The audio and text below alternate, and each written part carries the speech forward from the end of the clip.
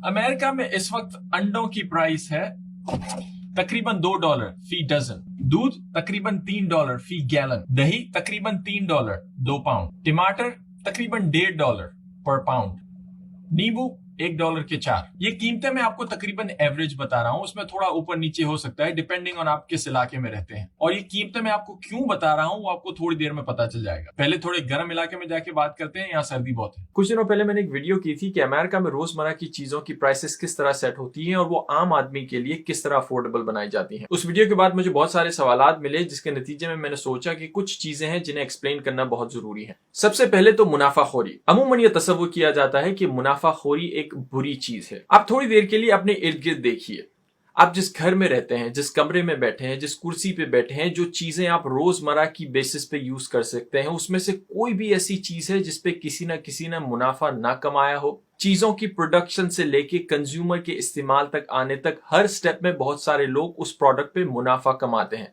इसे कारोबार कहते हैं। इस हिसाब से तो मुनाफाखोरी बुरी बात नहीं है। अब आप ये कह सकते हैं कि हाँ, मुनाफा सही है, लेकिन एक हद से ज्यादा मुनाफा बुरी बात है। फिर अगला सवाल ये है कि वो हद कौन सेट करेगा। क्या कोई भी हुकूमत किसी माशरे में किसी कारोबार या दुकानदार या बिजनेस पे ये मोहर लगा सकती है, ये रेगुलेट कर सकती है या उनको ये पाबंद कर सकती है कि आप एक हद से ज्यादा मुनाफा नहीं कमा सकते? फर्ज कीजिए ये एक फ्लैट रेट लग जाता है कि आप कोई भी चीज किसी माशरे में बेचते हैं तो उन चीजों पर 10% से ज्यादा आप मुनाफा नहीं कमा सकते। अगर ऐसा पॉसिबल हो जाए तो किस किस्म का एनवायरनमेंट क्रिएट होगा, आपने कभी अंदाजा लगाया है? अगर दुकानदार को या किसी भी बिजनेस को ये पहले से पता हो कि वो जितना भी एफर्ट कर ले या जितनी भी मेहनत कर ले उसे खास परसेंटेज से ज्यादा मुनाफा नहीं मिलना, तो फिर ऐसे एनवायरनमेंट में क्रिएटिविटी या कंपटीशन मर जाता है। कोई भी दुकानदार या कोई भी बिजनेस दूसरों से कंपीट किस तरह करेगा और कंज्यूमर तक अच्छी प्रोडक्ट क्यों पहुंचाएगा जब उसके लिए मोटिवेशन ही नहीं है। दूसरी बात ये कि लोअर प्राइसेस या चीजों की कीमतें कम हो जाना या जरूरत से ज्यादा कम हो जाना भी अच्छी बात नहीं है। मुझे बाकी मुल्कों का नहीं पता, लेकिन अमेरिका में कुछ इंडस्ट्रीज ऐसी हैं, स्पेशली डेयरी की इंडस्ट्री, उसकी कीमतें जबरदस्ती एक खास हद तक ऊपर रखी जाती हैं।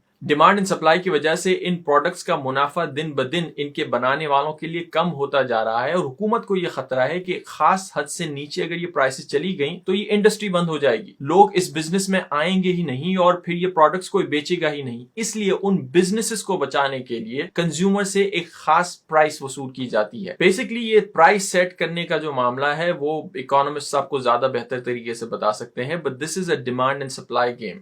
जिस चीज की जितनी ज्यादा डिमांड होती है उसकी प्राइस भी उतनी ही ज्यादा होती है, और जिस चीज की सप्लाई डिमांड से ज्यादा होती है, यानी जितनी जरूरत है और उससे ज्यादा मार्केट में वो चीज मौजूद है, तो उसकी प्राइसेस ऑटोमेटिकली कम हो जाती हैं। ये फ्री मार्केट का रूल है। और ये डिमांड एंड सप्लाई का उसूल सिर्फ प्रोडक्ट्स को खरीदने या बेचने में ही अप्लाई नहीं होता, लोगों की सर्विसेज में भी ये रूल अप्लाई होता है। फॉर एग्जाम्पल, कोई भी दो लोग जो एक ही स्कूल से पढ़ के निकले हैं, एक ही एज ग्रुप में हैं और एक ही शहर में बड़े हुए हैं, जब उन दोनों की जॉब्स लगती हैं तो दोनों की सैलरी में जमीन आसमान का फर्क हो सकता है। वो इसलिए कि ज्यादा सैलरी बनाने वाला शख्स हो सकता है किसी ऐसी इंडस्ट्री में हो जिसकी डिमांड ज्यादा है, और कम सैलरी बनाने वाला शख्स हो सकता है ऐसी इंडस्ट्री में हो जिसकी डिमांड कम है। बजाहिर ये फर्क अनफेयर नजर आता है, लेकिन दैट्स द रियलिटी। इसीलिए कुछ इकोनॉमिस्ट का ये ख्याल है कि किसी भी माशरे में प्राइसेस को अगर कंट्रोल करना है तो बजाय इसके कि हुकूमत हर दुकानदार के दरवाजे पे खड़ी रहे और ये मेक श्योर करे कि आपकी प्राइसेस क्या हैं या इस खास प्राइसेस में चीजें बेचें, उससे बेहतर ये है कि हुकूमत को एक ऐसा एनवायरनमेंट क्रिएट करना चाहिए, एक फ्री मार्केट का एनवायरनमेंट, जहां पे हर किसी को ये आजादी हो कि वो कोई भी बिजनेस चाहे तो कर सके